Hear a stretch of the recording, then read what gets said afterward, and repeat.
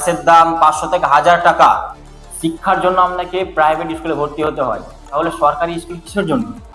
মন্টু ভাই জিন্দাবাদ, মন্টু ভাই জিন্দাবাদ, মন্টু ভাই জিন্দাবাদ, মন্টু ভাই জিন্দাবাদ। দাদা এবার টিকিট আপনাকে পেতে হবে। এই ভোটে আমি জিতবো না, কে জিতবে? এই ভোটেরটা আমি তো টিকিট পাবো, তাই না? মন্টু ভাই জিন্দাবাদ, মন্টু ভাই জিন্দাবাদ, মন্টু ভাই জিন্দাবাদ।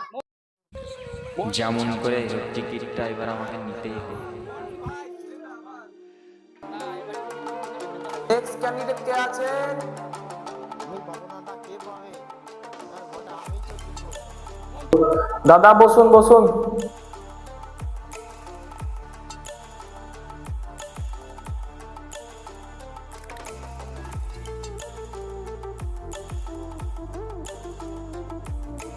দাদা আপনার ফাইলটা দিন।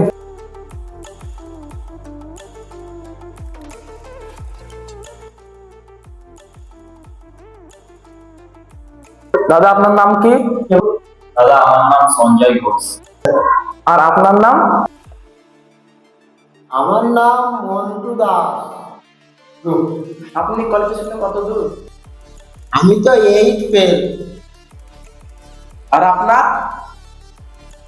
স্যার আমি এই বছর নেটে পাস করেছি, অল ইন্ডিয়া 576 নম্বর র্যাঙ্ক। আপনি এত শিক্ষিত হয়ে কিসের জন্য টিকিট নিতে এসেছেন? আপনি তো চাকরি করলেই পারতেন। স্যার আমার চাকরির দরকার নাই, চাকরির দরকার থাকলে আমি টিকিটটা নিতে আসতাম না। আপনি বলুন না স্যার, এই দেশে ঘরে বাইরে এত ধর্ষণ হয়, পেট্রোলের দাম বাড়া, গ্যাসের দাম 500 থেকে 1000 টাকা।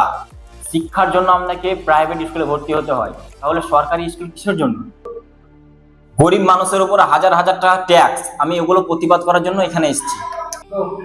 আর আপনি কিসের জন্য টিকিট নিতে এসেছেন? আমি কিসের জন্য টিকিট নিতে এসেছি জানেন?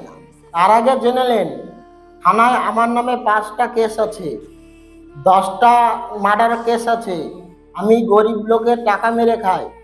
আমার নামে সরকারি 10টা স্কুল আছে, স্কুলের টাকা কালা মেরে খাই আমি। তাহলে আপনিই বলেন না বাড়া, টিকিটটা দেবেন না দেবেন না, না পালাচ্ছি? স্যার আপনাদের টিকিট মতো কাকে টিকিট দেবো? দাঁড়ান।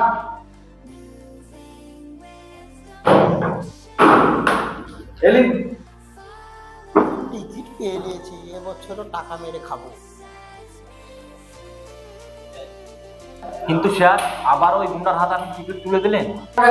আপনি তো শিক্ষিত ছেলেপেলেকে তো শিক্ষিত করলে তো নেতাদের কপালে কষ্ট, তাই আপনাকে টিকিট দিতে পারবো না গো। আমার ক্ষমা করে দেন, সরি, চলে যান চলে যান।